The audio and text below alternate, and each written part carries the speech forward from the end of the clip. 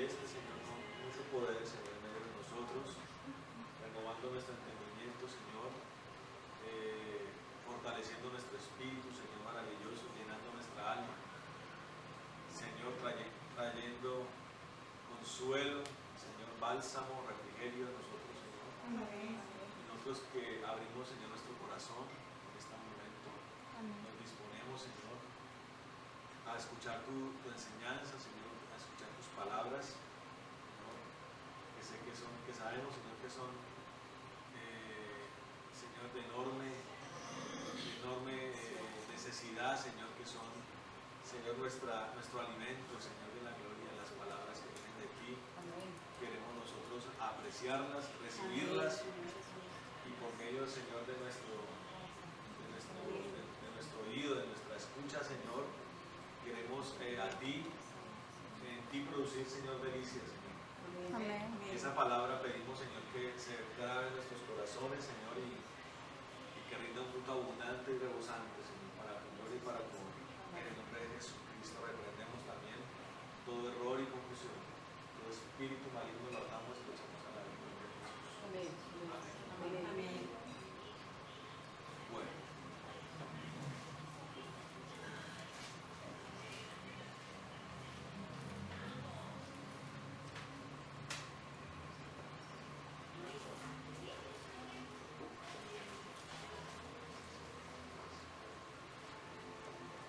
Bueno, vamos a la palabra, ¿no?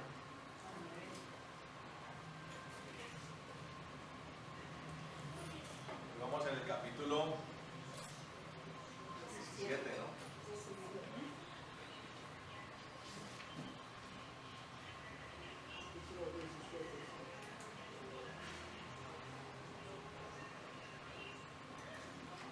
Íbamos en la parte donde David hablaba con Saúl, ¿no? Acerca de que él quería ser la persona que quería enfrentar a quién? A Goliat. A Goliat. Y a través de todo esto que hemos ido estudiando, hemos comprendido que la vida de David nos enseña acerca de la gracia del Señor Jesús, ¿no?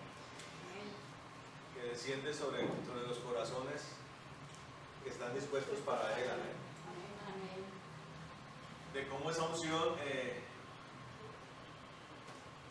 sella un llamado de Dios. Amén. De cómo se puede obrar en medio de esa unción, la unción que descendió sobre David, ¿qué le permitía hacer?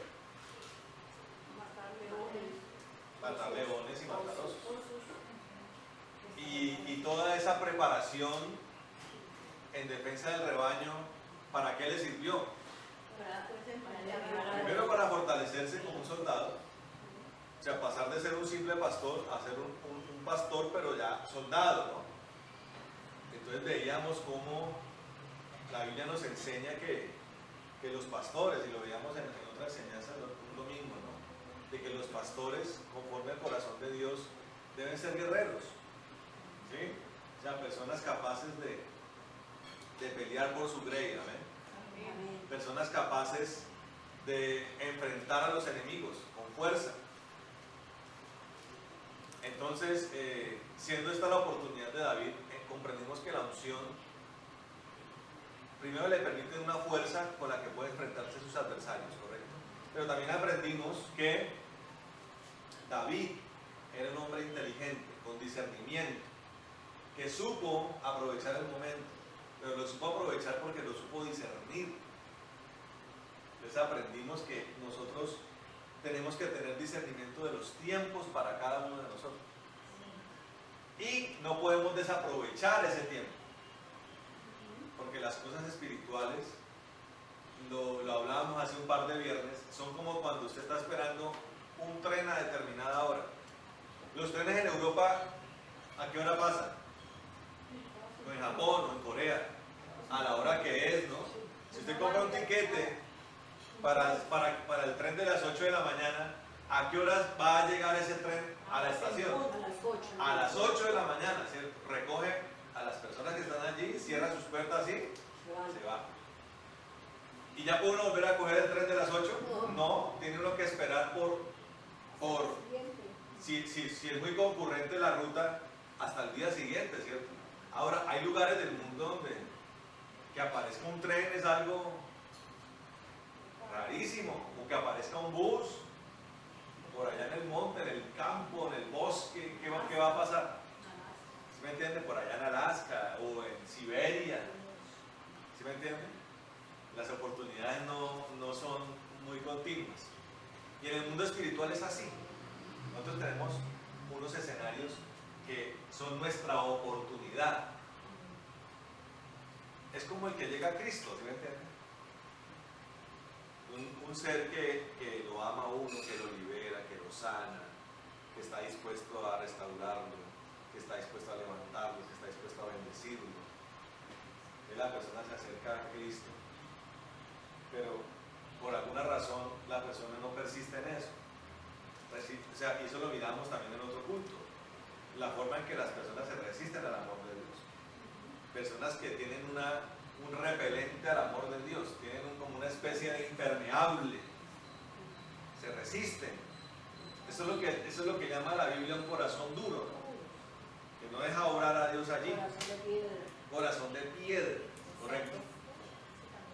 Entonces, David tenía su oportunidad y la empezó y la supo aprovechar, ¿sí? Y mirábamos hace 8 días que David era un hombre que preguntaba. Y escuchaba. Él preguntaba, ¿no? ¿Qué es esto? ¿Cuántos son? ¿Qué le van a dar al que lo haga? ¿Cuál es la recompensa? Él preguntaba, ¿no? El detalle. Ya lo sabía, ya lo había escuchado, pero volvía y ¿qué? Y preguntaba. Entonces aprendimos a través de esa experiencia que nosotros como cristianos tenemos que tener seguridad de qué es lo que tenemos que hacer. Ahora, cada escenario tiene su exigencia. Entonces, digamos una persona que recién llega a Cristo, así como yo hace 15 años. ¿Sí? Hace 15 años. Tuve mi 31 de julio del 2004 y hice mi oración de fe. Yo voy para 15 años. Entonces, la palabra de Dios dice que mientras somos pequeños, necesitamos de qué? De pastores. ¿Sí? De pastores. De mentores. Que le digan a uno, siga así, corra para la izquierda, corra para la derecha, párese. ¿Cómo son los papás con un niño? Siéntese bien, camina acá, mi amor, cójase aquí, no hay afán, ¿sí me entiende? Póngase derecho, tómese la sopa, venga y báñese, vístase, vaya a orine, ¿sí me entiende? Así es un papá con un niño, ¿no? Permanentemente allí hasta que el niño comienza a adquirir cierta independencia, ¿no? Ya puede ir solo al baño, ya no tiene que, ya uno deja de comprar pañales. La época más difícil de enseñar a ¿Sí? ellos. Controlan ya el esfínteres, ya aprenden a ir al baño. Bueno, tal vez el último lapso de ese aprendizaje es que se limpien ellos mismos, que se aseen ellos mismos. Pero ya es un avance, ¿me entiendes? Espiritualmente es igual. Y cada peldaño tiene un escenario y una exigencia. La primera exigencia es la que el apóstol Pablo dice. ¿Cree en el Señor Jesucristo? Espérese, hombre, piensen un poquito. Porque hay una cláusula allí. ¿Cree en el Señor Jesucristo? Pues donde el que crea, apártese del mal, dice. Primera exigencia, apártese del mal. Eso es como la mamá que le dice a la muchacha, mi amor, ¿usted qué hace saliendo con alias el cuchillo? ¿No? Pero mamá, él es un buen muchacho, pero ¿cómo va a ser un buen muchacho? Ese es un atracador. Ese le pega a la mamá. Ese vende droga. ¿Cómo va a ser un buen muchacho? ¿Cuál es la recomendación de la mamá? No salga con él. El mentor que le dice al recién llegado a Cristo, dígale no al pecado. ¿Amén? Pero pastores, que a mí me gustaba ir allá donde le leían a uno la mano, uno le tenía que decir a la persona, no vuelva por allá. Y al borrachito, no tome más. Pero es que mis amigos me abordan. ¿Qué le tiene que decir a los amigos? No. ¿Cuál es la recompensa? La recompensa de una vida negada al pecado es demasiada. Hay una recompensa que es celestial. El arrepentimiento es el que hace que la sangre de Cristo me limpie de pecado. ¿Amén? Escuche esto. No es tanto lo que usted diga, sino lo que haga en cuanto al pecado. ¿Sí? Dios ve más bien los corazones que se niegan a Él. Entonces el arrepentimiento trae limpieza de pecado. ¿Sí? ¿Qué hace la limpieza de pecado? Me borra mi pecado. Y si me borra mi pecado, la consecuencia de pecado permanece. Es como si a alguien le borrara el prontuario a una persona que está en la cárcel y tiene que cumplir una condena, y de repente el juez de ejecución de penas le aparece el expediente del criminal en blanco. ¿Qué tiene que hacer el juez? Déjalo libre porque el expediente ya no existe. Entonces el juez dice, mire, ya no hay expediente, no se puede ejecutar la pena, suelten a ese interno. Entonces la sangre de Cristo limpia su expediente y la consecuencia, que es la muerte eterna, desaparece, ¿cierto? Así de sencillo, así es. Eso es lo que pasa cuando la persona se arrepiente. No es solamente creer por creer. Ah, es que yo creo que Jesús sí, Jesús. No, tiene que creer en la obra que Él hizo. ¿Sí? Arrepentirse es apartarse del mal. Esa es la verdadera acción del arrepentimiento. Entonces se limpia la sangre y ya usted puede pedir el Espíritu Santo, que es el que lo hace de nuevo. Porque puede que su expediente se haya borrado, pero si su naturaleza no cambia, el expediente vuelve otra vez a aparecer. Ahora hay algo muy importante. La palabra de Dios dice acerca del perdón y de la misericordia. Dice, juicio sin misericordia se hará para aquel que no tenga misericordia. Y si usted no perdona, ¿qué pasa? Dios no lo perdona. ¿Está entendiendo? Si usted no perdona, Dios no lo perdona, ¿correcto? Entonces, como la naturaleza de la persona que ha practicado el pecado es la de hacer el pecado, para que el expediente no vuelva a aparecer, hay que pedirle a Dios que me haga de nuevo, que me pase de ser una persona tendiente al pecado, carnal, concupiscente, a una persona que ahora sí comience a hacer las cosas conforme a lo que el Señor Jesús quiere. ¿Sí me entiende? Y conforme al Señor Jesús quiere es como Él las hace. Por eso el Señor dice, el que quiere ser mi discípulo debe andar como yo anduve. ¿Sí? El apóstol dice, el que quiere ser discípulo de Cristo debe andar como Él anduvo, como obediente, santo, perfecto. ¿Por qué? Por medio del Espíritu Santo. Amén.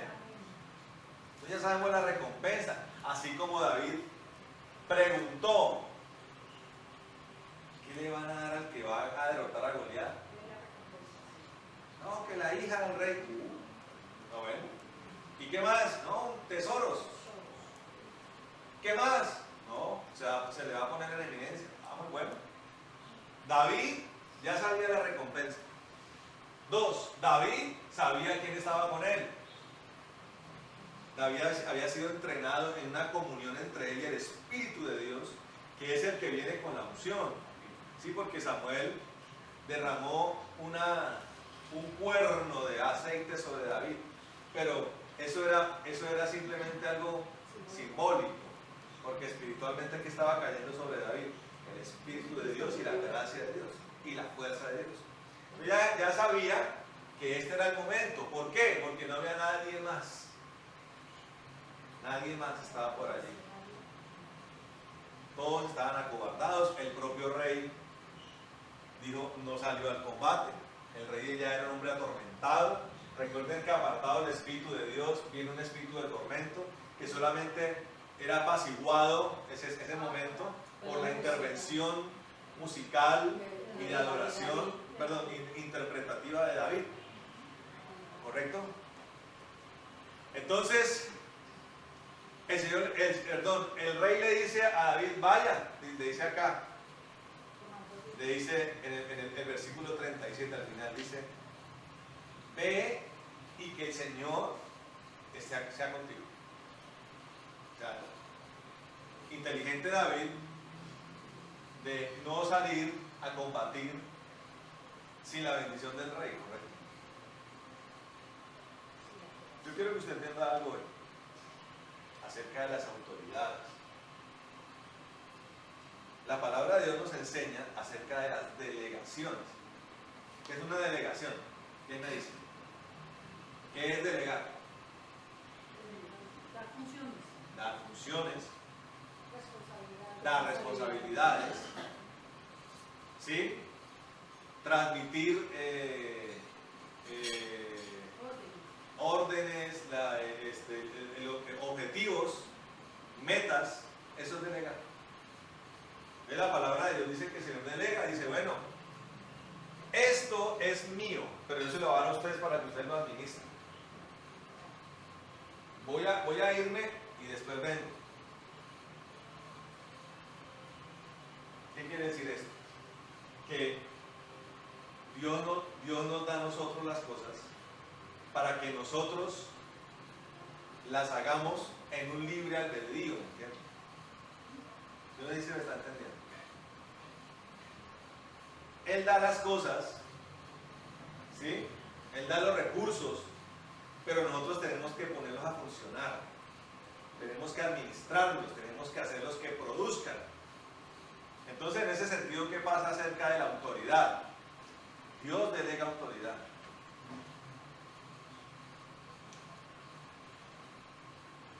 Entonces, los ministros tienen autoridad, pero quiero que entiendan esto. La tienen autoridad, aún si no son conforme al corazón de Dios. ¿Usted sabía eso? Los ministros tienen autoridad así no sea conforme, pero si son ministros de Dios no están bajo la autoridad de Dios. Claro, es que, Si no a ver, están quiero que entiendan algo, por eso digo, hablo lo de delegar. Dios por su infinita soberanía y por su gracia dice, yo quiero que ustedes me ayuden a hacer la obra, en este caso la obra cristiana, la iglesia, ¿sí? Los he escogido a ustedes. Necesito que lleguen a la meta a la meta que ustedes tienen que alcanzar. Es que la Biblia está llena de esos ejemplos. Los 5 talentos, se le otorgaron los 5 talentos. ¿En qué momento el dueño de los talentos empezó a llamar y a supervisar a distancia? ¿Lo hizo? Ahora, el de 5 talentos que entregó, 5 talentos que le fueron dados íntegros y 5 talentos que reprodujo. El de 2 talentos entregó ¿qué? 2 talentos que le fueron entregados y 2 talentos más. Ahora, a otro le fue entregado 1. Yo quiero hacer una claridad. Resulta, investigando esta semana, bueno, no investigando, sino que de pura casualidad me enteré. ¿Usted sabe cuánto es un talento? 6.000 días de trabajo. 6.000. Nosotros hicimos las cuentas Como 18 años. de que los 5 talentos vienen siendo como 82 años de trabajo. Ah, no, sí, los 5 talentos, un montón. Pero uno siempre ha relacionado talento como algo chiquito, porque como lo vemos a nivel terrenal, mire, es que ella tiene el talento, no sé, de pintar, de dibujar, ¿sí? Una capacidad, una facultad que tiene el ser humano. Pero es que el talento a los ojos bíblicos y de Dios es algo mucho más grande, colosal.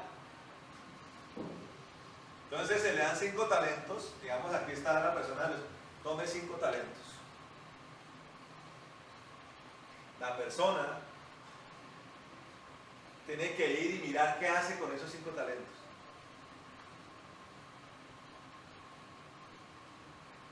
¿Sí me entiende?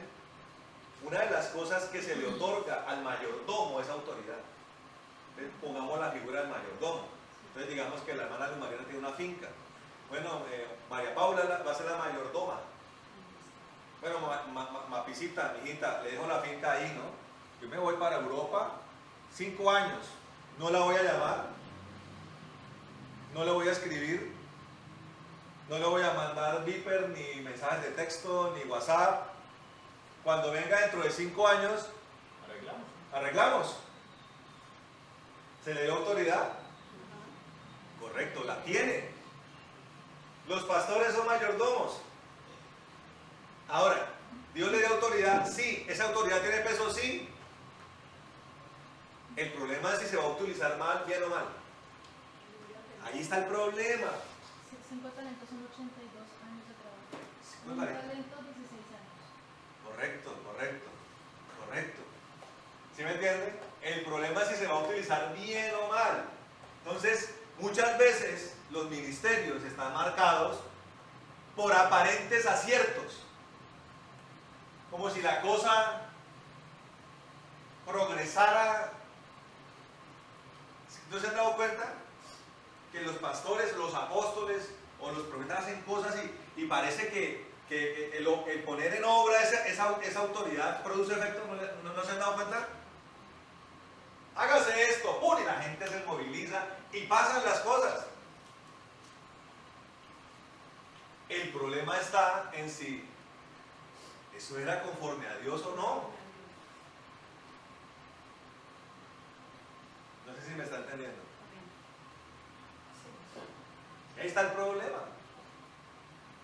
Porque hay pastores que hacen las cosas de manera muy independiente, yo lo digo porque he conocido muchos. Todos ellos creen que Dios les ha dado su autoridad y que buscan lo que ellos llaman el respaldo de Dios. Entonces, si usted se da cuenta, la palabra respaldo significa que Dios tiene ¿dónde? ¿Adelante o atrás? Atrás. Un respaldo es alguien que viene atrás de mí. ¿Sí? Sí, eso es lo que se conoce como un espaldarazo. Exacto, el que Algo viene como si detrás se- de mí como si fuera, apoyando. no así, no así. Pero cuando usted lee la palabra de Dios, usted se da cuenta que Jesús es llamado el buen pastor. Uno nunca debe poner a un pastor detrás de uno. Sería la mayor necedad de la vida, porque ¿dónde debe ir el pastor de las ovejas? Porque su función ¿cuál es? Guiar. Guiar. Entonces yo me encontré con muchos ministros en mi vida que le decían a uno que porque como uno buscaba la voluntad de Dios, me preguntaban, vámonos para Cuba. Y una vez una hermana me dijo, que allá la obra es hermosa, hermano. Le dije, no, si el Señor me envía a Cuba, yo voy. Me dijo, ya se puso religioso, no te pongas religioso. Y empezó a regañarme, diciendo un montón de porquerías. Mire, usted no me lo va a creer, pero yo le voy a contar lo que pasó. ¿Sabe qué pasó esa noche cuando ella llegó a la casa después de que me dijo todo lo que me dijo?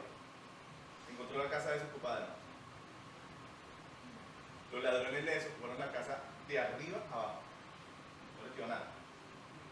Porque ella no tenía por qué burlarse de mi relación con Dios, ¿me entiendes? Y mucho menos de tacharme a mí de religioso por decir que yo cómo me voy a ir para Cuba si Dios a mí no me ha mandado para Cuba. Otro hermano me dijeron, vámonos para República Dominicana, después brincamos a Haití, y después y yo decía, no hermano, o sea, gracias por la invitación, gracias por tenerme en cuenta, pero yo de Colombia no me muevo si Dios no me dice. Entonces, muchos hombres de Dios tienen la autoridad, ¿sí? Dios son legítimos siervos de Dios, pero están manejando una cosa que en la Biblia es el principio de la caída del hombre, o sea, el pecado original, que es el espíritu de independencia. ¿Cuál es el espíritu de independencia? Es muy fácil. Es decirle, Dios, tú creaste todas las cosas, me has dado inteligencia y sabiduría, tú allá y yo acá a manejar mi vida, ¿a qué? A mi manera. ¿Cuál fue la propuesta satánica para Eva? Eva, cómete esto porque aquí en este fruto está el conocimiento de qué? Del bien y del mal. O sea, la capacidad de decidir por sí mismo. Y Dios sabe que ustedes no se van a morir el día que coman de eso, sino que el Dios que ustedes se coman ese fruto, ¿qué va a pasar? Serán como Dios. Oiga, terrible, ¿cuál fue el deseo de Eva? Como Dios. Hasta ese momento, ¿de quién dependían Adán y Eva? De Dios. ¿Quién era su maestro? De Dios. ¿Quién era su mentor? De ¿Quién era su pastor? Y luego, Satanás, ¿qué le dijo al hombre? Dijo, no, haga como yo, vea. ¿Quién era el pastor de Satanás? Dios. ¿Satanás? Ah, bueno, pues. No es Satanás, no es luz. Antes de caer. No, porque es que Dios nunca creó a Satanás. Satanás es en lo que se convirtió ese ángel llamado Luzbel. ¿No? Él creó fue a Luzbel, el tremendo querubín protector, porque ese es su nombre. Él se corrompió, dice la Biblia, al ver su sabiduría, su belleza, su hermosura, su capacidad. Por eso, miren, hermano, gran parte del éxito en la vida cristiana es la humildad. Nunca llegaron a creerse nada, hermano. Entre más Dios lo use, hermano, más humilde. Entre más Dios le dé, más humilde. Que le dio camioneta y, mejor dicho, y casa y finca. ¿Cómo se va a bajar uno en la camioneta? ¿Inflado o tranquilo? ¿Cuántos me están entendiendo? Pero ustedes saben que a muchos seres humanos les pasa eso. Medio consigue 3 pesos y ya no pisa el piso y impresión. Entonces, ese es el principio satánico para el hombre. ¿Qué dice el ateísmo? ¿Quién es el Dios del ateísmo? En el ateísmo, ¿quién es Dios? ¿Ah? Usted es su Dios. Usted no le debe nada a Dios, le dice a los ateos. Usted se debe a sí mismo. Usted, los logros que tiene hoy, son gracias a usted, a su esfuerzo. ¿Quién está hablando ahí? Satanás. ¿Sí o no? Ahora, ¿todo eso fue trampa? Obvio. ¿Qué pasa con la persona que cae bajo el espíritu de independencia? Oh, sí, Dios, sí, claro, amén. Pero hace todo a su manera. Viaja a donde se le da la gana, como toda esta gente. Y me decían que mejor dicho más ministros. Y yo he visto esta resurrección. Y yo callado, hermano, porque miren, ¿quién resucita a los muertos, hermano? Si Dios ha resucitado a un muerto en nuestro ministerio, ¿quién lo hizo? Entonces, ¿para qué abrirnos la bocota como los sapos para andarse uno engriendo, hermano? Si Dios ha parado a un paralítico en este ministerio, ¿quién lo hizo? Entonces, ¿como para qué? ¿Sí me entienden? Usted aprenda a, cuando usted escucha un deslenguado así que se la trae, o sea, deje lo que peque, todo lo que se le dé la gana a usted, hágase. Porque muchas veces uno se deja llevar por los demás, ¿no? Y para uno no dejarse como echar tierra, así, ¿y cuántos resucitados tiene su ministerio? Ay, no, ¿qué es eso? Yo cuando escuché eso, mire, hermano, yo no sé si ustedes se han dado cuenta cómo es el talante de su pastor Mauricio y el mío, pero nunca nosotros nos sentamos a hablar de nada de eso y que es una cosa abominable para nosotros, como para el pastor Pablo, porque nosotros somos conscientes de que los milagros los hace Dios. Uno por voluntad propia no sana ni una gripa, hermano. Uno está apestado, me dio apestado, le pone la mano y fuera gripa, fuera nada, man, queda tirado, no se le sale nada. Pero cuando Dios decide sanar a una persona, hermano, la sana. Entonces, mucho ministro del Evangelio, eso es lo que está diciendo el pastor Mauricio, estaba caminando ahí bajo parámetros satánicos, como es el de la independencia. Y la Biblia nunca nos dice a nosotros que seamos independientes de Dios. Al contrario. ¿Qué nos dice en Romanos 8:14? Que todos aquellos que son guiados por el Espíritu de Dios, esos son los hijos de Dios. También dice en la Biblia que en aquel día, cuando Jesús habla aquel día, se refiere a ese día que está diciendo el pastor. ¿Cuál es ese día? El día en que usted y yo y todos los mortales tendremos que pasar por un ¿qué? Juicio. Ahora yo les quiero preguntar a ustedes, ¿a cuántos les tocaron previas en el colegio? ¿A todos? ¿A cuántos les tocó un examen final en la universidad? ¿Sí les tocó? ¿Y cómo es el examen final? Terrible, hermano, cuando llegan los exámenes finales en la universidad, uno no tiene vida, ¿no? Estudia, y así ya todo medio zombie porque, hermano, ni duerme ni nada, sino solo estudiando. Ahora, la gente se prepara para las previas y para los exámenes.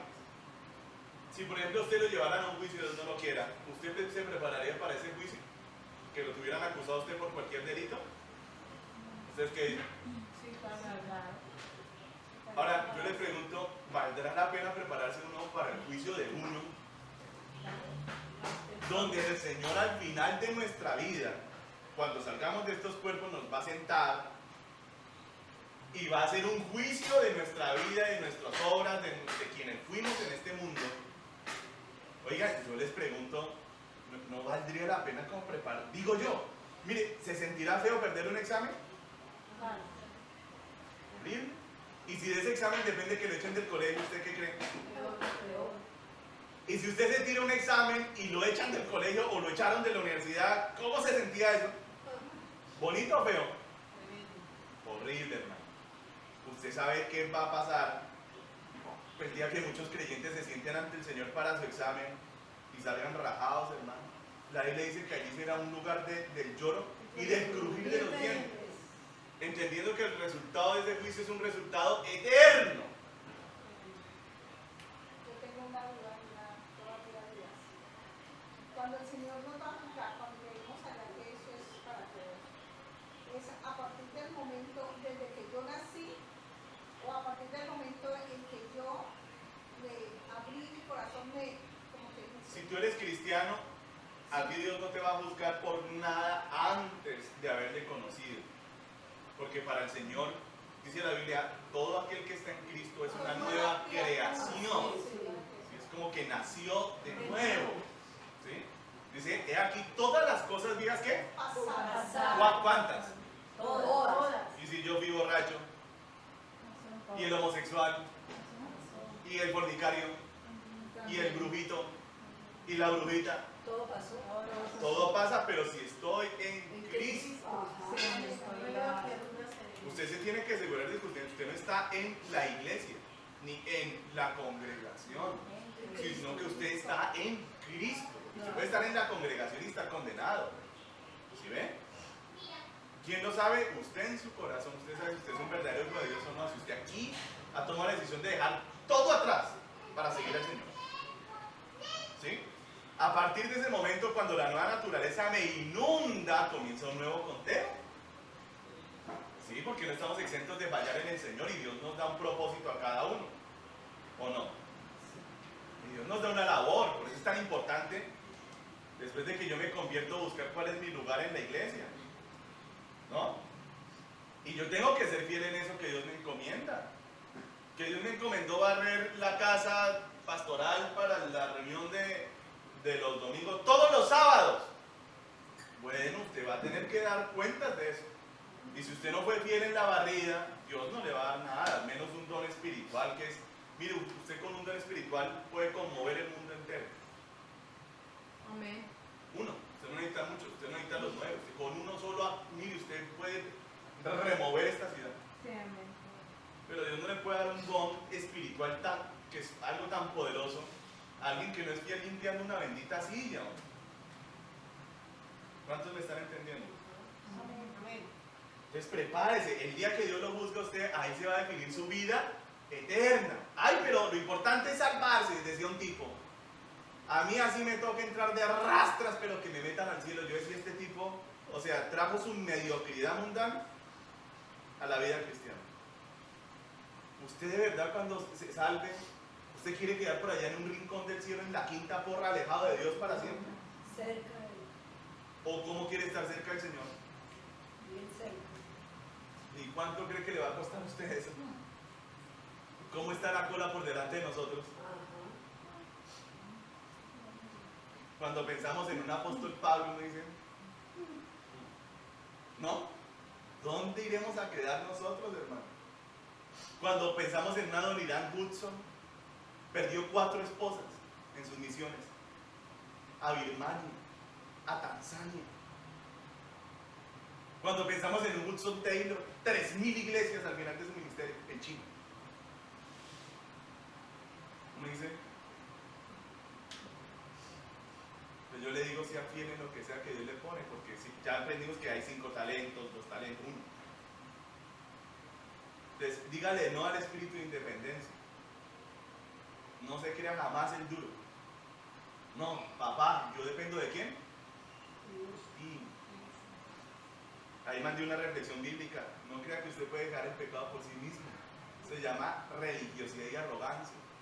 Usted tiene que entender que usted depende de Él. Dame tu amor, Señor, para que yo te pueda amar, porque yo no puedo amar, yo no soy el amor, Señor. Pero tú eres el amor en todo tu esplendor, en esencia. Entre más Dios nos dé cosas, más debemos depender de Él. Amén. ¿Qué está diciendo el pastor? Que aunque ellos están ejerciendo su ministerio bajo principios satánicos, por eso es que mire, usted tiene que entender muy bien cómo operan los dos reinos. Cuáles son los principios divinos y cuáles los del diablo. Pero aunque los pastores estén actuando bajo principios satánicos, son pastores. O sea, la autoridad no les ha sido revocada. Pero el día del juicio, uy, hermano, yo le digo, yo no quiero estar en esos zapatos, porque yo espero que ser lo más obediente que pueda el Señor.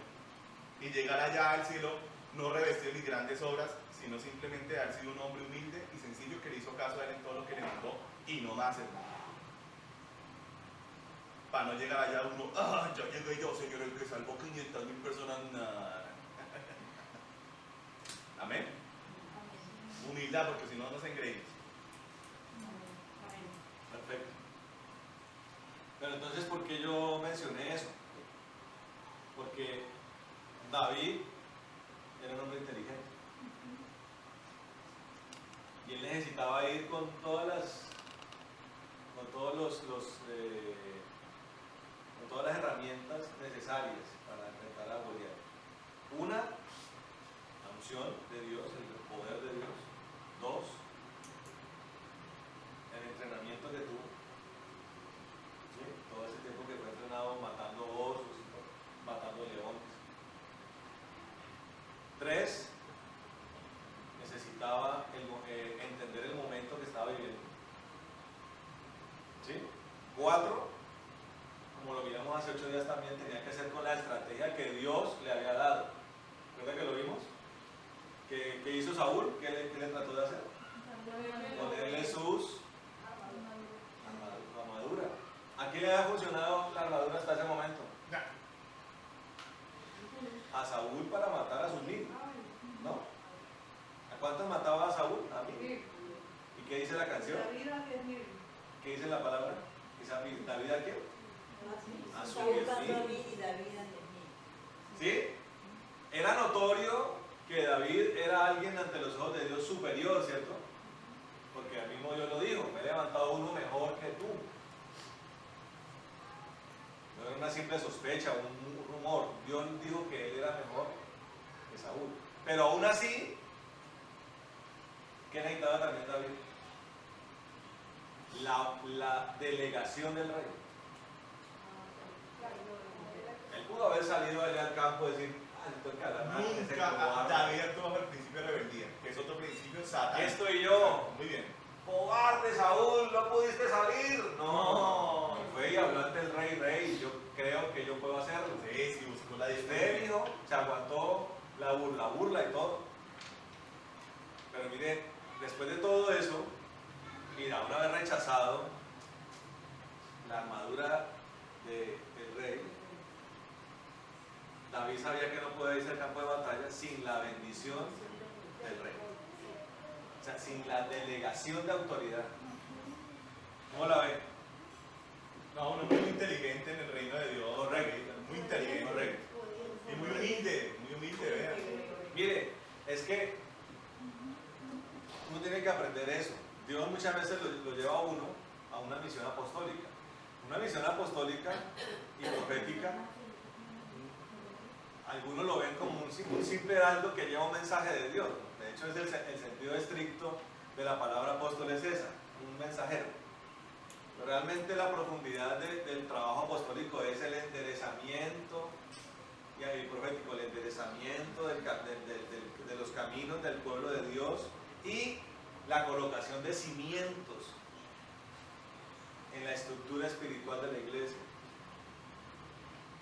¿Correcto? Y eso se hace eso se hace de parte de Dios en cualquier lugar.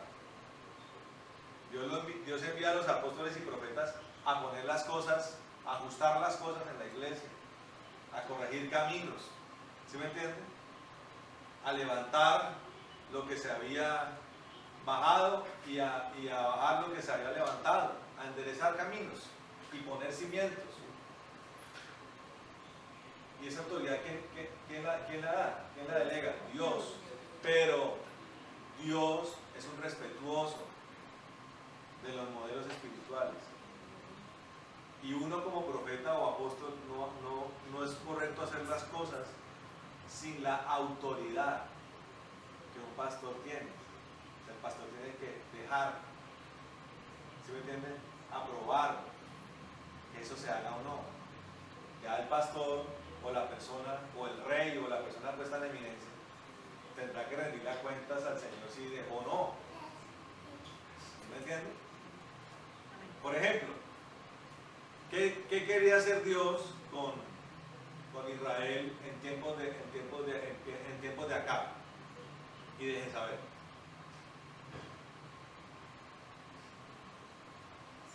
¿Qué quería Dios que hiciera Israel?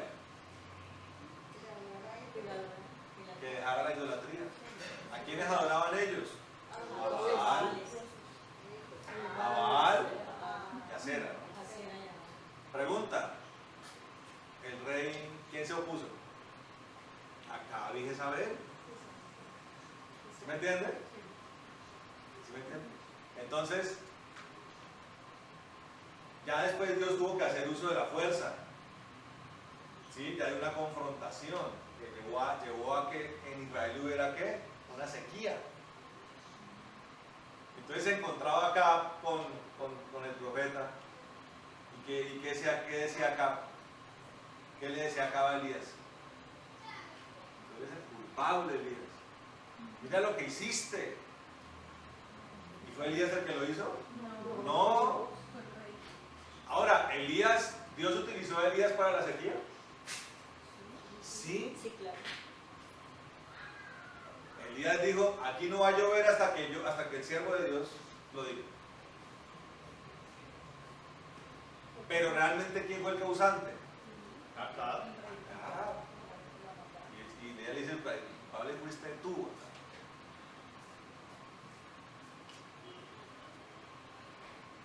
Ya después vino la confrontación con los profetas de Baal y Acera. Se refugió después en una cueva Elías.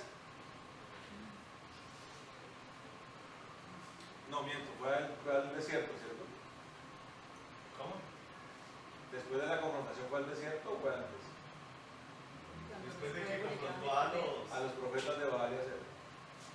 Después de eso tuvo que subir a un monte, ¿no? Para orar, para que viniera la lluvia. Luego cuando ya viene la mano, le dice a Jesse que le diga al rey que prepare el carro, porque ya viene la lluvia. Y fue cuando Elías salió corriendo por delante del carruaje del rey Acab, supongo que iban para Samaria. Sí. Luego recibe la amenaza y ahí es donde Elías corre para el desierto y para el monte de Dios. Correcto. Entonces, Dios se mueve en esas formas.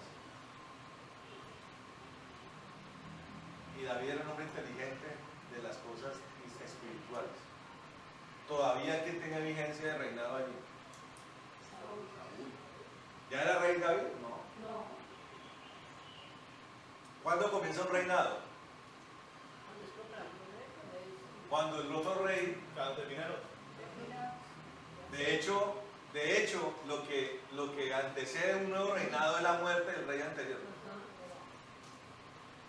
Y eso pasa en uno, ¿no? Al momento usted de conocer a Cristo, ¿quién es el rey de la persona? Ay, ¿cómo así? El rey mío, Satanás. Si usted no tiene a Cristo, sí.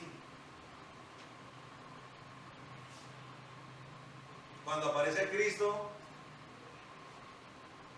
¿qué tiene que pasar? Para que Cristo se convierta en rey. Una aceptación de su reinado. Correcto, la La aceptación de su reinado. Y eso tiene que ir acompañado de una réplica de muerte en aquel que acepta a Cristo. Eso no es simplemente algo verbal. Tiene que haber algo que pasa en el corazón de la persona. ¿Sí me entienden? Es una muerte al pecado. Así como el Señor murió en la cruz, usted tiene que morir para el pecado. Y inmediatamente, ¿quién se convierte en rey? Cristo. Y uno es trasladado, dice la Biblia que somos trasladados de la potestad del reino de las tinieblas y somos trasladados al reino de la luz. Perfecto. Cambiamos de rey. Entonces todo eso tiene unas reglas, unas normas. La autoridad hasta ese punto la daba ¿quién? Saúl. Saúl era el que decía vaya usted. ¿Ves? David era inteligente y lo hizo. Y ya ahí fue, ahí sí ya tenía todo el aval, todas las condiciones dadas para ahora sí enfrentar a Goliat. Ahora, yo quiero, antes de leer la parte de cuando ya va y se enfrenta contra Goliat, porque es que a mí siempre me han tratado de vender un David dudoso, un David improvisador, algunos hasta temeroso, dubitativo. Pero lo que yo he podido entender de la palabra es que David no solamente tenía determinación al momento de enfrentar a Goliat, sino que ya Dios le había dado a entender la forma en que debía derrotar a Goliat. Y eso es claro, no solamente por lo que pasa con Goliat, sino también por lo que pasa antes. David tuvo que tener paciencia y reunir cada una de las condiciones para enfrentar, para que ese día pudiera enfrentar su oportunidad, su momento y pudiera enfrentar al gigante Goliat. Pero cuando él llega a enfrentarse con Goliat, lo que uno va analizando es que ya David tenía toda la estrategia. O sea, él no cogió piedras porque no tuvo otra alternativa. No, él ya tenía todo un dibujo de lo que tenía que hacer. Porque David, además de ser un pastor, guerrero además, era también un profeta. Y eso está demostrado en los Salmos. Los Salmos son eminentemente profecía del Mesías. ¿Correcto? Que de hecho profecía acerca del Mesías es redundante, porque todo lo que viene de la profecía es referente a Cristo, al Mesías. Antes de que viniera como hombre y también ahora que se anuncia su regreso como león, cordero, no como cordero, sino como león. ¿Correcto? Entonces, David era un profeta. Y como profeta tenía muy clara la voz de Dios. Y como tenía clara la voz de Dios, tenía clara la estrategia. Miremos y verán. Versículo 38 dice: Saúl vistió a David con su propia armadura, le puso un casco. Yo no puedo. Dice que no puede andar con esto porque no está acostumbrado. David se quitó de encima aquellas cosas. Entonces tomó un callado. Miren lo que toma. ¿Qué? Un callado. ¿Un callado qué? Que es la representación del pastor guerrero. ¿Por qué? Le voy a explicar por qué. ¿Por qué? ¿Un callado qué características tiene? Un callado no es simplemente un palo. No es simplemente un palo. Es un palo que tiene ciertas características. Entre otras cosas, tiene una puntadura. Es como redonda, esférica, de madera curada, durísima, como roca, que tiene dos propósitos. Uno,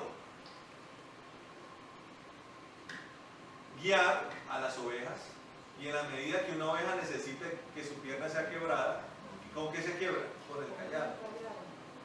Y también ese cayado sirve ¿para qué? Para pelear. Ya viera usted una persona que tiene capacidad bélica o de enfrentarse cuerpo a cuerpo. Si sabe utilizar un cayado es un arma mortal, letal. Entonces se monta su cayado, ¿no? Lo que viene a ser representativo del pastor profeta. ¿Sí? Ahí está el pastor y está el profeta. Dice, tomó su cayado en su mano y escogió 5 piedras.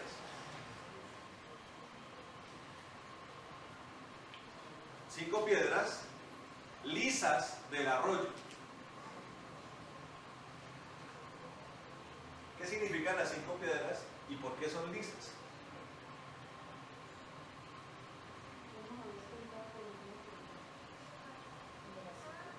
Efesios 4, 5 importantes ministerios. Sí, ministerio de Jesús. ¿Cuáles son? Apóstoles, profetas, maestros, evangelistas y pastores. 5 ministerios. ¿Quién cubre los 5 ministerios? ¿Quién le hace esto a los ministerios? ¿Quién le da el ajuste? ¿Quién le da la cobertura a los 5 ministerios? No, sí, pero el apóstol. El apóstol reúne todas las condiciones, las características de los ministerios. Entonces, estas 5 piedras representan la mano integral de Dios. Los 5 ministerios son como la mano de Dios, sus 5 dedos, que se vuelven compactos. ¿Sí? Lo que quiere decir que ahí se presenta ante el escenario el pastor. No que viene ya a defender unas ovejitas del campo, sino ¿a quién? Mire, recuerden ¿cuál era una de las cosas que más ofendía a David? Solo miramos 8 días. ¿Quién es este incircunciso? No dice, mire, no decía que anda intimidando a Dios. No, porque David sabía que a Dios nadie lo intimida. Y si Dios quería en el momento en que le cayera un rayo y partiera en dos a Goliat, no había ningún problema. Pero Dios quería que fuera Israel el que enfrentara ese escenario. Pero lo que le indignaba a David era que intimidaba a los escuadrones de Israel, o sea, al pueblo y a los ejércitos de Israel. Estaba preocupado por el pueblo y por los ejércitos de Israel que estaban siendo intimidados, o sea, salió en defensa del pueblo de Israel, de la grey de Dios. Es el pueblo de Israel, ya no de ovejas, sino de la grey de Dios. Sale como profeta también a redirigir el camino de Israel, porque estaba a punto de desviarse y de caer otra vez a un precipicio. ¿Por qué? Porque la derrota representaba el deceso de Israel y posiblemente la extinción de Israel. La esclavitud en ese punto, y producto de esa derrota hubiera podido significar la destrucción de Israel completa. Entonces él venía como profeta a encauzar el camino de Israel hacia un destino diferente al que iba a venir o el que estaba a punto de venir. Y se aparece como el apóstol, el que le va a propinar un golpe letal al enemigo y va a colocar un nuevo cimiento para Israel. ¿Por qué? Porque estaba a punto de empezar o estaba a punto de abrirse el tiempo monárquico para Israel. Ya había empezado el tiempo profético, ¿cierto? ¿Se acuerdan? Pero estaba a punto de lanzarse ya al escenario el tiempo monárquico que comenzó que aparentemente había comenzado con Saúl, pero Saúl no puso ese cimiento que sí venía a poner David. Entonces David tenía toda una estrategia que quién se le había dado. O sea, el cayado en la parte profética, las 5 piedras que representaban lo apostólico y la mano de Dios integral contra el enemigo. ¿Era algo que David hizo así al azar? No, era el fruto de lo que ya Dios en la intimidad con David le había dicho. Tienes que hacer esto, tienes que hacer esto, tienes que hacer esto. David entonces tenía dos virtudes. Una, la obediencia. Y dos, era un hombre de gran entendimiento a la instrucción. ¿Se acuerdan que era lo que no tenía Saúl? Saúl no escuchaba y terminaba haciendo lo que quería. Entonces David era una persona que entendía la instrucción perfectamente y además era obediente. Y en esa dimensión ya Dios le había dado órdenes a David. Tenía que ir ante el rey, tenía que aprovechar la oportunidad. Yo la ampliaría. Tenía que hacerle entender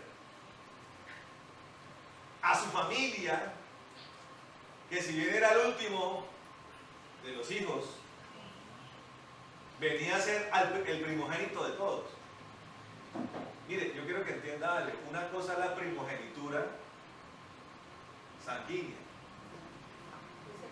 que en mi casa le corresponde a mi hermano mayor, por ejemplo, siendo todos varones, entendiendo que la primogenitura viene sobre el varón, no sobre la mujer. ¿Sabía eso?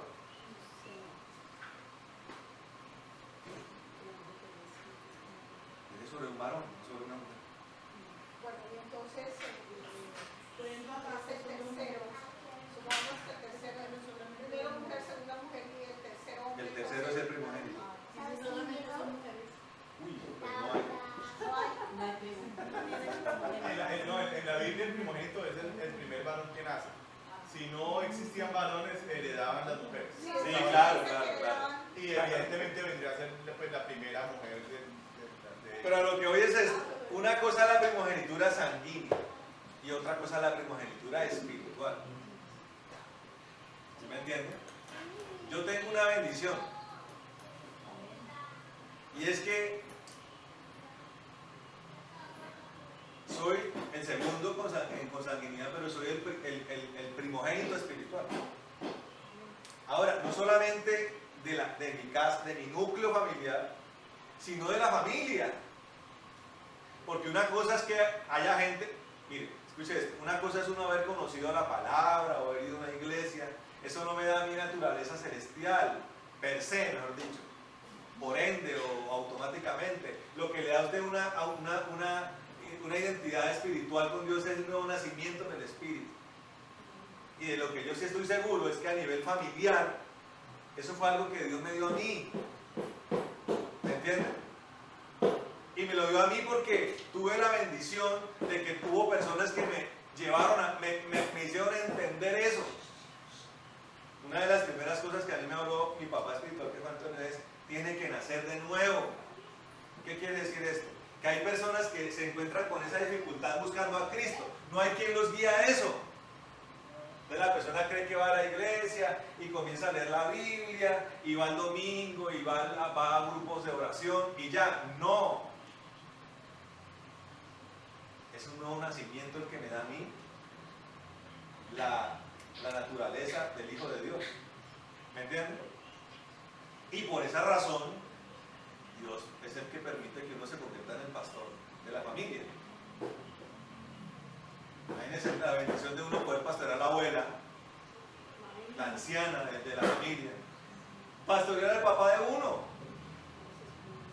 Él es mi papá terrenal, pero yo soy el papá espiritual de él.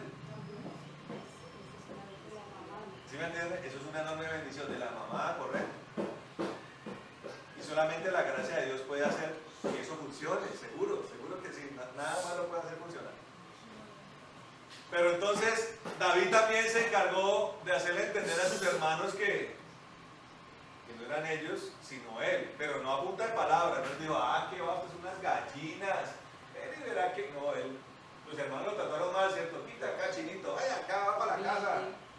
Mire, todavía tiene el ombligo verde, váyase acá, caramba, chile. Sí, pero ya cuando el hombre sale al ruedo, va con toda una serie de equipamientos y de instrucciones que Dios le dio. O sea, que refleja otro asunto más. Y era la intimidad que David tenía con Dios. O sea, no solamente mataba leones no, él tenía tiempos con Dios espectaculares. ¿Por qué cree que era la única persona que podía llegar y reconfortar al rey Por la unción, ¿verdad? Porque abusaba, era un maestro de la cítara, no, o del arpa, no. Tenía la gracia de Dios. Dios estaba con él. Y por eso hablamos acerca de que a pesar de que Dios le quitó ese respaldo a Saúl, aún Dios seguía teniendo misericordia de Saúl, y entendimos la misericordia de Dios tan grande que es. O sea, Dios todavía se compadecía de Saúl, imagínense. David, vaya, ayuda al hombre allá. A pesar de que ya Dios lo había desechado. Miren cómo nosotros a través de todo esto aprendemos una cantidad de cosas acerca del carácter de Dios, que Dios mío queda uno aterrado. Se da uno cuenta que uno no conoce a Dios realmente, o no lo conoce lo suficiente. Y ahora vemos un David que nos lo habían vendido como el niño por allá improvisado. Ay, ¿qué hago? Ay, ¿tú vas a coger 5 piedras? No, tenía todo claro, perfectamente diáfano en su cabeza y en su cuerpo. Sabía lo que estaba haciendo. Y fue todo lo espiritualmente posible. Por eso le estaba mostrando cómo la palabra está reflejada: el pastor, el guerrero, el profeta, el apóstol ahí. El pastor que ahora ya no quería salvar la vida de sus ovejitas de lana, sino su pueblo. Realmente el amor de David estaba allí por su pueblo. Nunca le recriminó nada, nunca iba hasta que pasa manada de gallinas cobardes que no merecen no existir. No, él le dolía a su pueblo. Por eso él decía: ¿quién es este incircunciso que anda ofendiendo, intimidando a los ejércitos de Israel? ¿De dónde salió este mamarracho que anda metiéndole miedo al pueblo? ¿Por quién estaba preocupado David?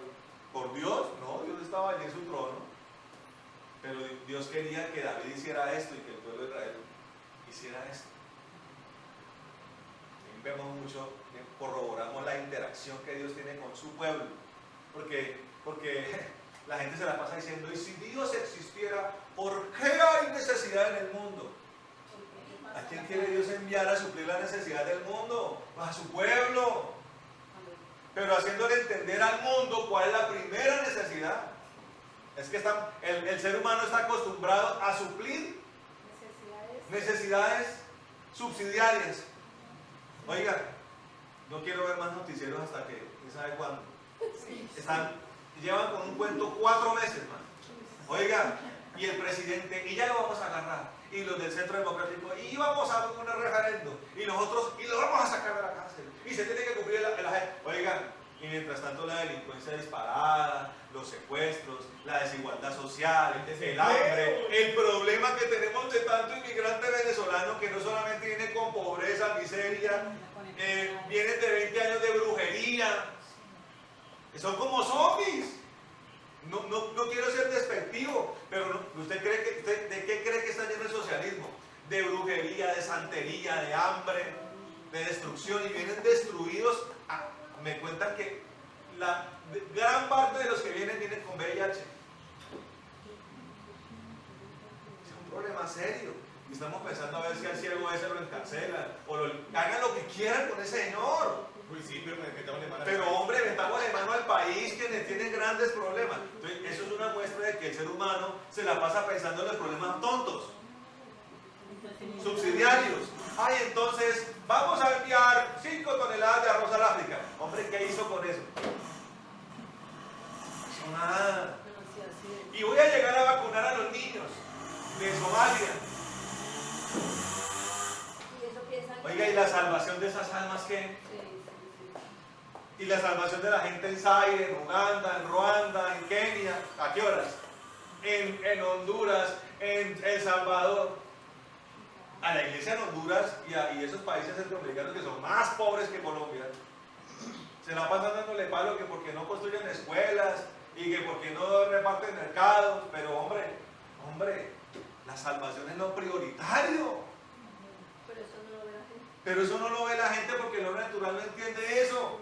Pero a la hora de que se vaya, que la cabeza se va para el infierno, como decía el pastor, será lloro y crujir de dientes. Entonces la gente viene acá, pastor, es que necesito trabajo, es que estoy vuelto nada. Yo le digo, perfecto, Dios le va a solucionar eso, pero Dios le va a solucionar su primer problema.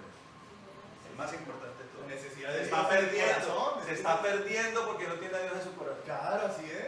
Es el problema base de todo. ¿Sí me entienden? Eso es lo que tiene que hacer el pueblo de Dios. Entonces, David nos profetiza aquí realmente.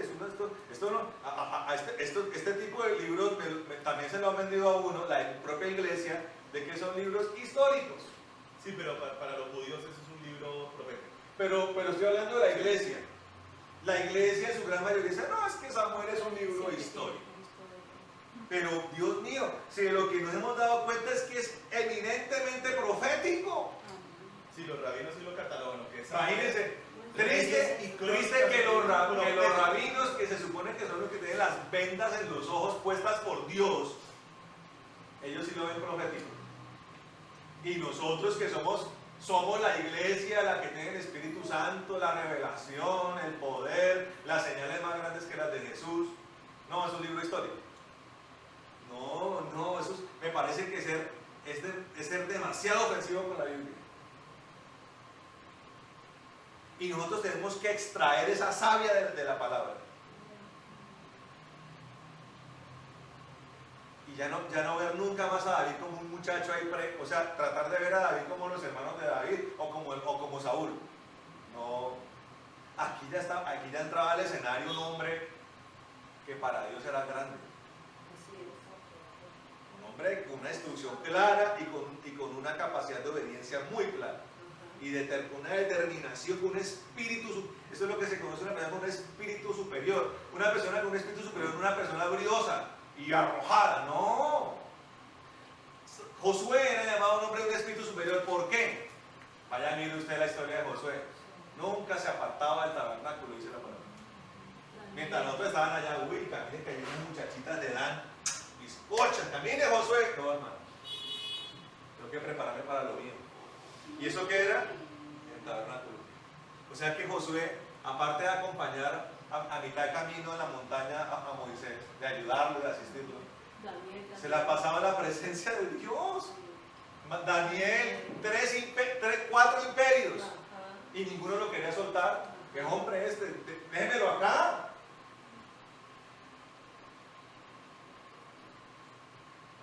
¿Sí me entienden?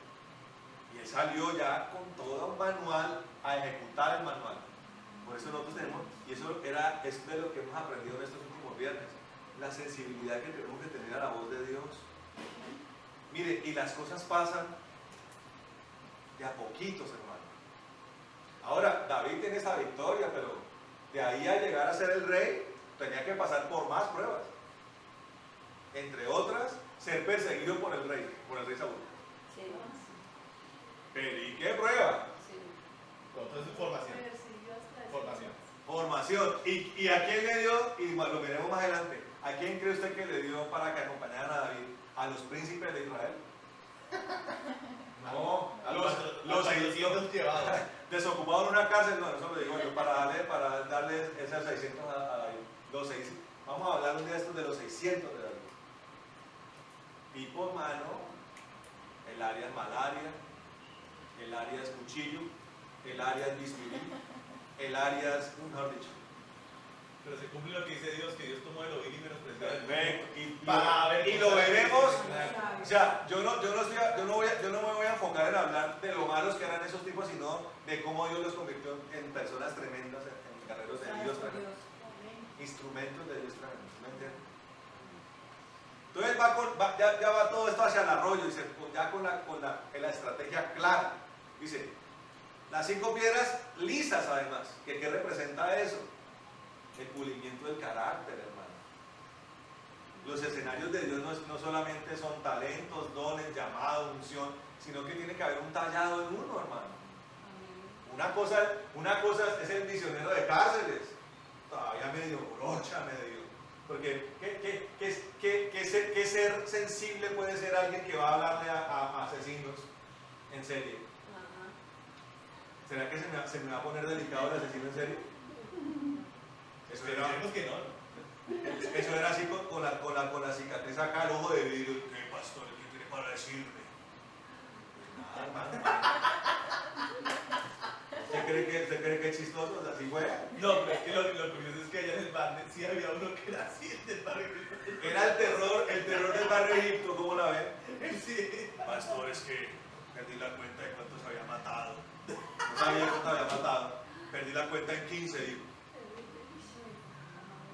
O sea, un tipo que se la pasaba drogado, terriblemente, mataba por un tenis, por 15.000 pesos mataba gente. Yo una vez estaba esperando a mi mamá, estábamos en el carro y vimos como otra persona le disparó. Sí, el barrio Egipto, el mismo donde se celebra sagradamente la fiesta de los Reyes Magos. Hasta asómese al barrio Egipto en un puente de 6 de enero y verán. Allá es un barrio, o barrio de las Cruces, por ejemplo, que también todo eso se maneja una potestad espiritual en todos esos barrios, Cartagena, Vitelva, Cruces, Egipto, unas cosas tremendas. Y allá uno se ve tipo condenado a 60 años de cárcel, la pena máxima en Colombia. Entonces, una cosa es el carácter del misionero de cárceles y otra cosa es el carácter de un pastor, ¿sí me entienden? Que tiene que trabajar con multitud de formas de ser y encargarse de que no deje perder a ninguna, ¿cómo les parece? O por lo menos que él no sea la causa de eso, porque ya el que quiere perderse pues que se pierda, pero que el pastor no sea el que se equivocó, ¿me entiendes? O que uno haya sido la causa de que se perdió. El hijo pródigo se fue de la casa a pesar de que tenía el papá como era. Una belleza de papá porque se reflejaba el carácter del Padre Celestial. ¿Cómo es el Padre Celestial? ¿Un canalla? No.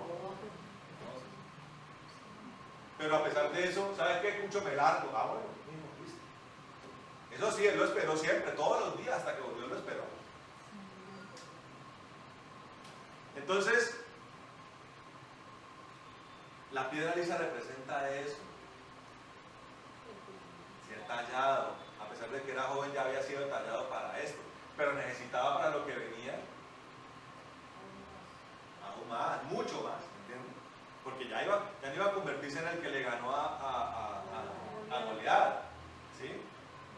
Sino, Dios lo quería convertir ahora sí en el rey que él quería para Israel.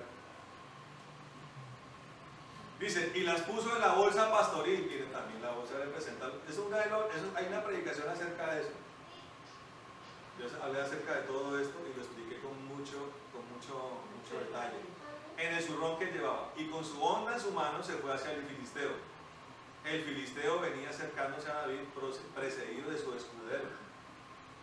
Cuando el filisteo miró y vio a David, lo tuvo en poco, porque era un joven de tez rosada y de hermoso semblante. Era un muchacho tierno, o sea, un chico, o sea, un pelado de 16, 17 años con la carita así, tierna. En cambio, ¿cómo era Goliat? ¿Cómo era Goliat? Curtido. Alta, curtido. Hay tipos, ¿usted no ha visto generales bien bravos? Sí, sí. Se les ve la cara curtidos, unos tipos. Es que Sí, era un como- peladito tiernito.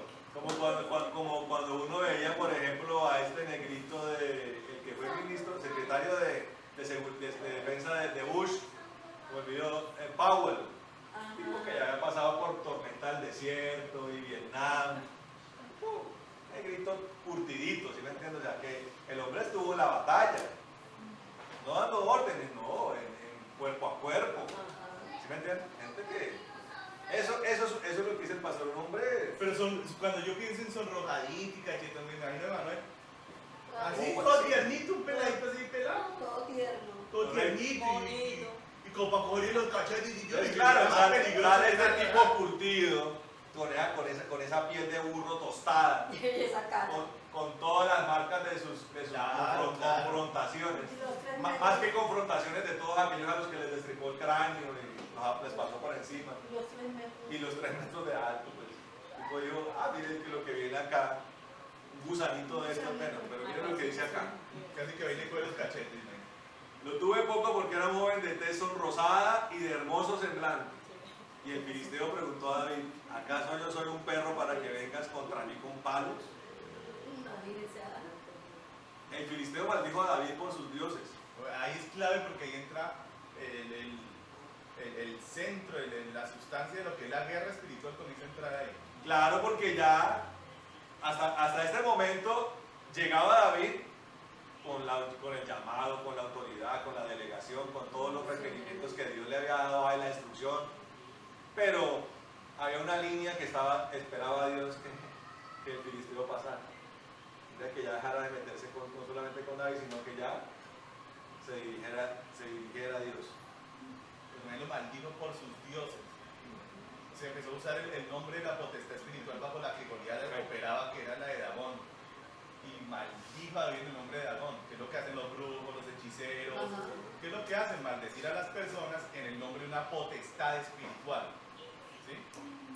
¿Cuál es el poder de la iglesia? Que nosotros rompemos la maldición en el nombre que es sobre todos los nombres. ¿Sí? Entonces, en el mundo espiritual, para que ustedes aprendan, hay nombres. Cada nombre maneja un nivel de poder. Entre más poderoso es un brujo, significa que está aliado con un espíritu más poderoso.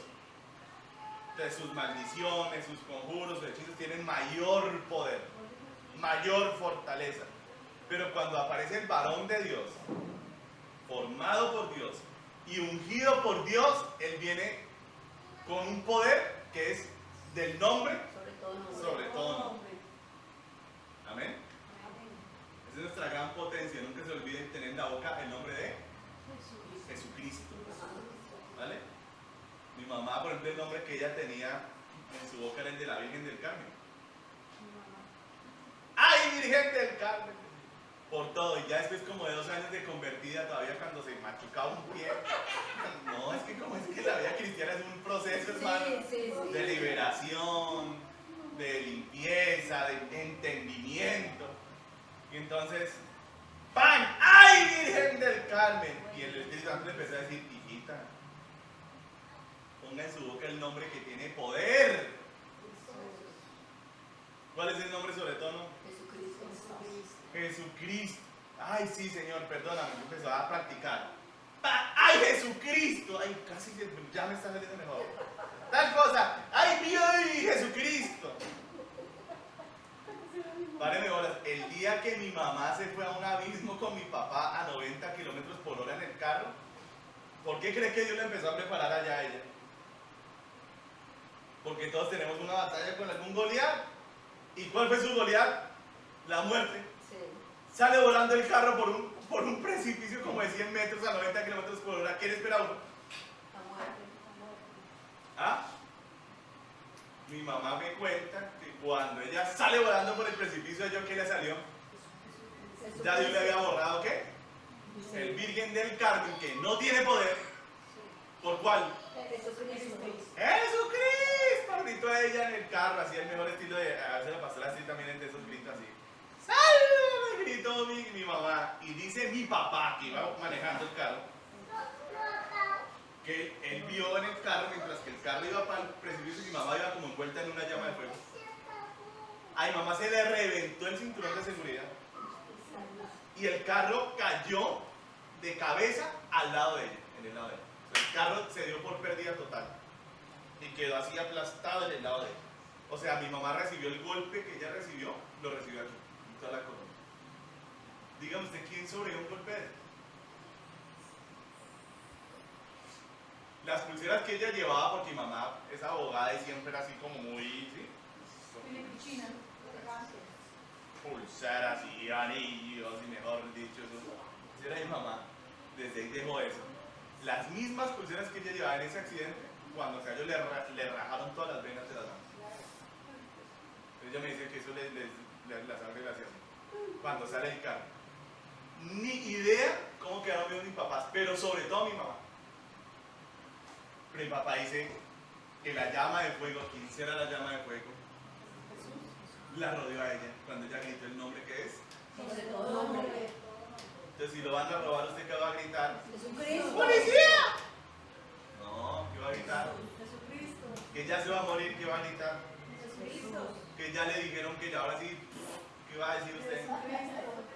Porque aprenda que la guerra espiritual es una guerra de ¿Qué hizo el filisteo 40 días?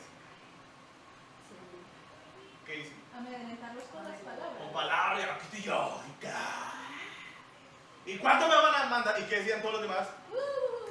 ¿Pero por qué hacían eso? Por lo que escuchaban ya estaban No era solo por lo que escuchaban, sino porque creían lo que escuchaban. ¿De la fe viene por qué? Entonces hay que parar de bolas a qué? A lo que hoy. ¿De qué inundó el diablo a los israelitas? El miedo. ¿A usted no le ha pasado que a veces usted está tranquilo por ahí y le llegan pensamientos de temor? ¿No le ha pasado nunca eso? Sí. ¿No? Sí. O de fracaso, o de desgracia, o de enfermedad, te vas a morir. ¿Usted quién cree que le está hablando? ¿Usted qué le parece eso? ¿Usted qué sospecha usted? Satanás. Un Goliacito. Sí, un Goliacito por ahí que anda fregando la vida y ya le está diciendo en el oído, Te va a morir. te vas a morir. ¿Qué tiene usted que tener en su palabra, en su boca? Jesucristo. No, la palabra de Dios. Claro, el nombre del Señor sí, amén, también. Pero por eso, si por ejemplo el diablo le dice a Clemencia, ¡Clemencia! ¡Ay! ¿Qué? ¡Te vas a morir! ¿Qué le responde Clemencia? ¡Ay! ¿Y cuánto? No, señor, no. Pero En que, el nombre del Señor Jesucristo no me voy a morir. pero y la palabra, que tiene poder, hermano. Aprenda eso. Es que las palabras de Clemencia no tienen poder. Así que vamos a ver. ¿Qué fue lo que le dijo a ver? Ah, sí, tú vienes contra mí con espada y con jabalina y con una bocota así de sapo. Pero yo vengo contra ti en el nombre de Jehová de los ejércitos. ¿Sí ve qué nombre nos mencionó? El nombre de su Dios. Eso rompió la potestad de Agón que estaba ahí manejando la situación. El varón de Dios llega para tomar el control en el nombre del Señor. Entonces el diablo le dice a usted, te vas a morir. ¿Usted qué le dice? Yo digo en el nombre del Señor de los ejércitos. En el nombre de Jesucristo. En el nombre de Jesucristo, ¿qué? ¿Pero Voy qué? a vivir, no voy a morir. No moriré. Pero acuérdense de Jesús cómo reprendía al diablo. Se les han olvidado las clases de guerra espiritual. Escrito está. Se le paró el Goliat. Y no, bueno, Goliat. Un espíritu de muerte. Usted no va a creer que, ay, esos son bravos. Yo estoy diciendo usted las cosas porque yo los he visto y yo los veo, yo los percibo y yo los puedo discernir. De pronto usted no los discierne, pero ya usted siente el dardo cuando ya usted lo escucha. Usted puede discernir un espíritu por los pensamientos que le están llegando. ¿Sí ven? De pronto si un espíritu le dice, te vas a morir, ¿qué espíritu es? Ah, bueno, me está atacando un espíritu de muerte. Entonces yo, ¿cómo le respondo? No moriré, sino que viviré. En el nombre de Escrito está que yo no moriré, sino que viviré para contar las maravillas de Jehová. En el nombre de Jesucristo, apártate, espíritu de muerte. Que hacen así. Más se demora, usted decir lo que nada, ya se vota. ¿Cuántos me están entendiendo? Si llega un diablazo y le dice a Luz Marina, ¡Luz Marina! ¡Ay! ¿Qué? ¡Ay! Porque más, claro, porque para poder asustar ponen voces así para que uno les coma cuenta, ¿me entienden? Usted aprenda. Mire, es que usted tiene que aprender esto. Usted no le coma cuenta a los demonios porque ellos son pura habladuría. Ese gigante andaba allá y cuál. ¿Y cuántos son? Y ya me he matado 15. Y lo cogió, Dios usó un peladito de 15 años para una sola pedra y lo mató. Y tan cubierto que estaba. Por eso, porque ese es el diablo, él trata de intimidar. ¿Dónde está el problema del pueblo de Dios? Que le crea al diablo. ¡Ay! ¡Me morí! Ah, no, ya me perdió el ángel, se fue. Estaba sanito y llegó con la pata estirada allá al hospital. El médico lo revisa y dice, ni idea de que murió este tipo. ¿De qué se habrá muerto, señor don doctor? No, de susto. Como los ratoncitos. Sí, como el ratón. ¿Usted quiere matar a un ratón? Pégale cerca. Él dice que de la impresión se muere el bicho. Entonces, don María le dice el diablo, ¡ay, don María! ¡La cara arruinada! ¡Te van a rematar la casa! ¿Usted qué dice, hermano? Escrito está que no recibo ese pensamiento, no lo acepto en el nombre de Jesús. ¿Qué palabra? Muy bueno. Jesucristo, tú eres mi ayudador y tú eres mi abogado, además. Eso es para cuando el diablo me acuse de pecado. Que está en 1 Juan capítulo 2, versículos 5 y 6. Pero, si ven, es que miren, páreme ahora. Y ahí no se puede Le voy a explicar a usted cuál es la diferencia entre... contra mí podrán prevalecer porque no hay- Bueno, puede ser, pero sobre todo cuando es brujería. Ah, ¿Sí ven? ¿Cuál era la diferencia entre David y todo el resto? Ninguno estaba preparado. David estaba preparado. En el secreto Dios le había enseñado las estrategias, la palabra, cómo se maneja la unción, la onda. El tipo era un cuchillo, era un arma en las manos de Dios. Oiga, alguien que me dio una palabra de provisión. Cuando el diablo me amenaza con que me va a arruinar, ¿usted qué dice, hermano? Jehová puede suplir a todas mis necesidades conforme a su riqueza en gloria. También. Todo lo puede en Cristo que me fortalece también. Déjame, no, eso está perfecto. no lo escuchamos. Dígame. Mi Dios pues suplirá todas mis necesidades conforme a sus riquezas en gloria. Escrito está, no he visto un justo desamparado ni a su descendencia que mendigue pan. Hermano, apréndase 5 como mínimo. Que llegó el diablo con la metralleta, usted le saca una Gatling, usted le saca una Vulcan. Y lo rocea de una vez, hermano. Pero ¿qué tal uno con una bendita pistola y de fulminantes? ¿Cuántos me entendieron? Amén. Amén. Y así podríamos, porque no tengo más ganas de hacerlo, pero así podría seguir con Angelita y yo aquí con María. Bueno, un ejemplo.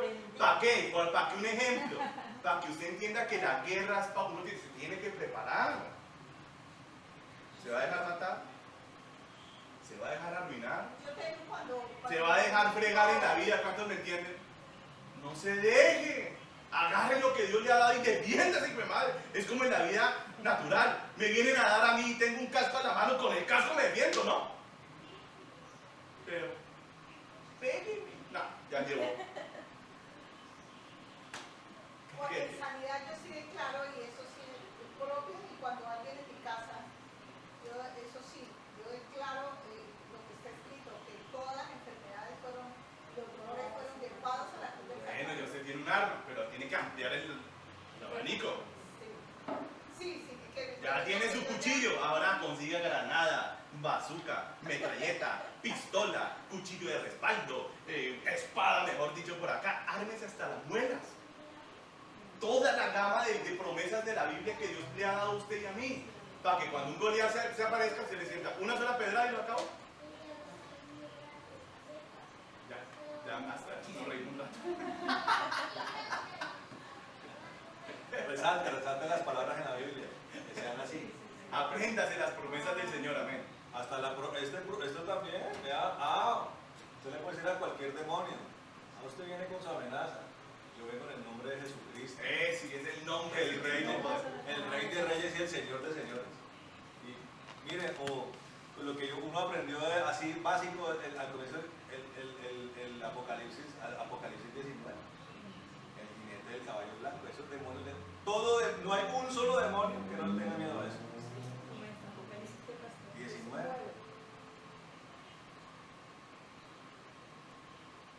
Hay mucha palabra, los salmos están repletos de eso. Salmo 121. Todo está De lleno, está lleno. protección, de 91. Los salmos están llenos de promesas de que la diestra de justicia rompe los dientes de mis adversarios. Por un camino vienen, por 7 se devuelven, salen corriendo. La palabra está llena. Hasta avispas envió el Señor. Pero toca armarse, si ve que los ponía cada uno así y... ¡Ey! Envía tus avispas contra mis enemigos. Armarse. Escrito está, la puerta del Hades no puede resistir nuestra sed. Además porque el diablo es asustarlo a uno, entonces cuando se les aparezca algún bicho de esos, lo hace en el momento en que usted menos piense para meterle susto. Usted no se asuste, tiene que aprender eso. Usted tiene la palabra del Señor y el nombre de Jesús. Respecto a la escasez y a que viene el diablo a quitarme mis cosas, no está escrito que aquel que cumple con el reconocimiento del sumo sacerdocio de Jesús, con el diezmo, dice, yo mismo reprenderé el devorador. O sea, imagínese, pobrecito, el que trata de venir a quitarle las cosas a uno, a robárselas a uno. ¿Sí me entienden? La palabra está... Hay veces que el pastor intimida, eso sí, yo sí sé, eso pasaba mucho. Pero usted en la propia Biblia usted va leyendo y digo, ay, mira, aquí hay otra, y aquí hay otra, y acá hay otra. oración lo va ejercitando. Lo va ejercitando. Sí, muchas veces la persona tiene una bazuca por allí, la metralleta por allá, pero lo coge tan de sopetón en la situación que no sabe ni qué coger y termina con una cuchara. Claro, pero imagínate, es que, pero mire, este es un ejemplo, yo los cojo a ustedes así como, ¿sí? En frío. Pero yo le pregunto, ¿usted cree que el diablo lo va a coger a usted en caliente? Lo coge más desprevenido que lo cogí yo. El diablo no es bobo. Lo coge cuando uno está con la mano abajo. ¿Cuándo atacan casi siempre los diablos? Cuando está uno por ahí durmiendo a medianoche. Donde la mañana haciendo le jalaron por acá una, ¡uy, qué la vaina! ¡Ay! No le van a correr a uno cuando está en plena adoración, en fuego y con la Biblia en la mano. Ay, no, hermanos, no son bobos. Lo cogen cuando uno está por ahí descuidado. Bueno, pero entonces terminemos esta parte y dejamos ahí, ¿vale? En lo que respondió David. Entonces, dijo, también el filisteo, versículo 44, dijo a David, ven a mí y daré tu carne a las aves del cielo y a los animales del campo. Entonces David dijo al filisteo, tú vienes contra mí con espada, lanza y jabalina, pero yo voy contra ti en el nombre del Señor de los ejércitos, el Dios de los escuadrones de Israel, a quien tú has desafiado. O sea, el desafío fue cuando él invocó sus dioses. ¿Me entiendes? El Señor te entregará hoy en mi mano y yo te venceré. Y como la tenía clara David, él no lo dijo ni titubeando ni que ahora qué voy a hacer. No, sabía lo que ya tenía que hacer. Te cortaré la cabeza, mira lo que dice. O sea que eso, lo que pasó en el campo de batalla no fue casualidad, estaba ya planeado. Y daré hoy los cadáveres del ejército filisteo a las aves del cielo. O sea, está declarando que lo que él pretendía hacer con él y con los ejércitos de Israel, ahora lo iba a hacer con él, con Goliat y con los ejércitos de filisteos. Dice, y daré hoy los cadáveres del ejército filisteo a las aves del cielo y a los animales del campo. Y toda la tierra sabrá que hay Dios en Israel. También todos estos congregados sabrán que el Señor no libra con espada ni con lanza. Del Señor en la batalla y Él os entregará en nuestra mano. Amén. Pero hubo todo algo previo, eso no fue que por allá alguien, que me mando yo, no. Hubo un llamado, una unción, un respaldo, una delegación, una preparación, un entrenamiento, profundidad en la relación con Dios, escuchar la voz de Dios, la instrucción, la obediencia, muchas cosas. Y como la gente no entiende que así son las cosas que Dios hace, se comen el cuento de los motivadores de los altares. Mándese, arrájese, espere, hombre. Le dicen al que lleva un mes en la iglesia, arrájese, mándese. Pues se totea. Pero se revienta. Una persona que llega a la iglesia, primero tiene que pasar por sanidad, liberación, ajuste. Y esperar a ver Dios qué dice de él. ¿Qué quiere de él? Si quiere que sea un guerrero, un mata Goliat, hay que esperar que Dios qué dice. Cada quien es lo suyo, ¿me entiende? Cada quien es lo suyo. Cada Dios en qué lo quiere usar. Y la persona en ese trasegar se irá dando cuenta cuál es el escenario en el cual Dios lo va a utilizar. Amén. ¿Alguna pregunta hasta aquí? ¿Ninguna? Bien, pongámonos de pie, vamos a orar. ¿Qué hora es? 8:30. Imagínense. Se hizo tarde, mis queridos hermanos.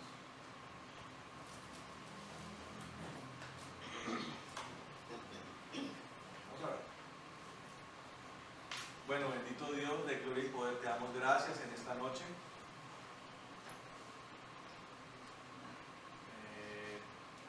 Señor, te alabamos por todo esto que tú haces, Señor. Te damos alabanzas a ti, Señor. Señor, por todo lo que haces por tu pueblo, Señor. Así como dice la palabra que el Dios de Israel se levantó a favor de su pueblo en tiempos de David, Señor, y de Saúl. Y David declaró, Señor, que la derrota que se iba a propinar al filisteo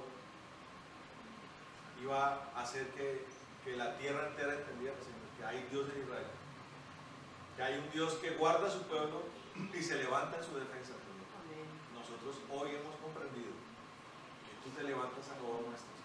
La diestra de justicia, dice la palabra, se levanta a favor del pueblo y con esa fuerza de la diestra de justicia se destruyen, Señor, todos aquellos que se levantan contra nosotros. En el nombre de Jesús hoy te pedimos que una vez más confirmes estas cosas, Señor, y que todos nuestros adversarios sucumban, Señor, ante tu poder.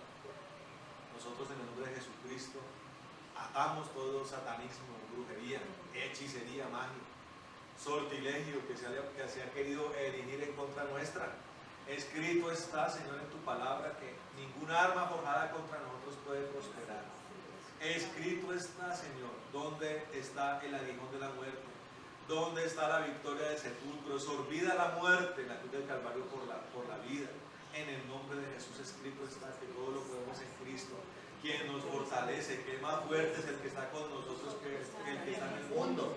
Señor, escrito está que tú reprendes personalmente el devorador de nuestras vidas. Señor, que saltó el gusano, la langosta, tú la despedazas en el nombre de Jesucristo. Escrito está, Señor, que no hay justo desamparado ni hijo de justo que mendigue pan, Señor. Escrito está, maravilloso Dios, que por la llaga del Mesías somos sanados y curados, Señor. Escrito está, maravilloso Dios, que toda maldición se convierte en bendición. Que tú te hiciste maldito en un madero para que nosotros fuéramos bendecidos. En el nombre de Jesucristo, Señor. Escrito está, Señor, que tú desatas el espíritu de adopción para que podamos decir Abba Padre, Señor. Y con eso toda iniquidad, Señor, toda identidad antigua se destruye, Señor, en el nombre de Jesucristo. Escrito está que tú deshaces las obras de Satanás, que son matar y robar y destruir. Escrito está, Señor, que tú vienes a darnos vida y a darnos en abundancia. Maravilloso Dios, escrito está, Señor, que a todos aquellos que anteriormente pasaban por encima de nuestras espaldas, ahora ellos son destruidos. Que por un camino vienen por 7, son dispersados en el nombre poderoso de Jesucristo, Señor maravilloso. Señor Santo, hoy te alabamos y te bendecimos en esta hora, Señor. Señor maravilloso, en el nombre de Jesús, Señor, te pedimos, Señor, que mis hermanos logren identificar, Señor, todas las herramientas poderosas de fuego, Señor, gloriosas de victoria, contundentes, letales para las tinieblas. Tú nos has dado en nuestras manos, Señor maravilloso, el poder sobre la muerte, Señor, el poder sobre la enfermedad, el poder, Señor maravilloso, sobre la maldición, el poder, Señor, contra toda oración contraria, el poder, Señor, contra toda fuerza espiritual, Señor, en el nombre de Jesucristo. Hoy te bendecimos, Señor. Yo en el nombre de Jesús quiero también, ordeno en el nombre de Jesús ahora mismo, que todo espíritu de depresión, todo espíritu de devastación, todo espíritu de tristeza, todo espíritu de suicidio, lo atamos en el nombre de Jesús y lo echamos al abismo en esta hora en el nombre de Jesucristo. No tiene poder contra ninguno de los que está aquí presente. La sangre de Cristo está sobre cada uno de los que están en este lugar en el nombre de Jesús, y ordenamos que el fuego del cielo descienda en esta hora sobre cada vida. Ahora mismo salen despavoridos. En el nombre de Jesús se destruye toda cadena, todo yugo se pudre, todo demonio se ata en el nombre de Jesús, demonio de muerte, de destrucción. Lo atamos en el nombre de Jesús y lo echamos al abismo en esta hora. En el nombre de Jesús, demonio de enfermedad, lo atamos en el nombre de Jesús y lo echamos al abismo.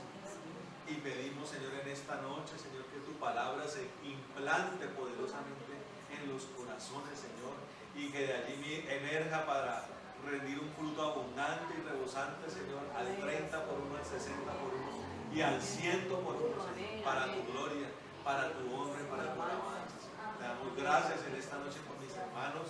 Atamos toda retaliación y venganza, muerte, calamidad y enfermedad, la echamos al abismo. Todo espíritu del caballero de la noche, de Morfeo, lo atamos y lo echamos al abismo en el nombre de Jesús.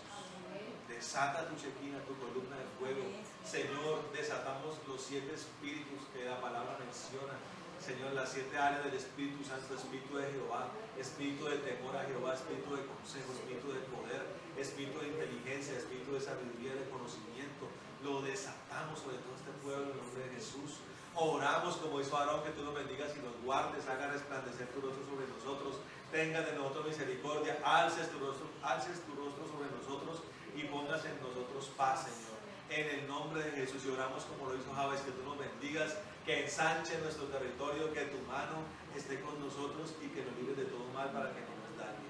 Desata, Señor, la paz que sobrepasa todo entendimiento, el gozo de la salvación, Señor, y pedimos que tú acampes alrededor de los que te tenemos y nos defiendas siempre. En el nombre de Jesús, Señor, bendecimos las ofrendas que mis hermanos traen y pedimos que tú las multipliques amplia y poderosamente. En el nombre de Jesús. Amén. Amén. Bueno, hermano, Dios le bendiga. Allí está el alfolí.